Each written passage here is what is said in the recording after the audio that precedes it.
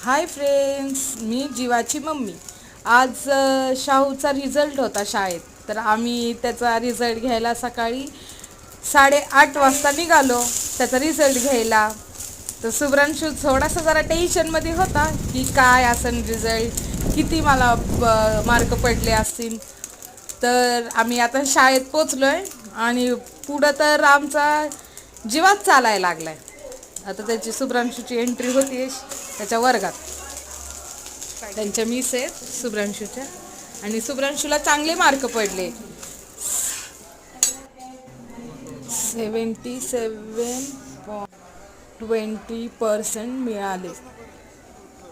शुभ्रांशूची शाळा सोड त्याला.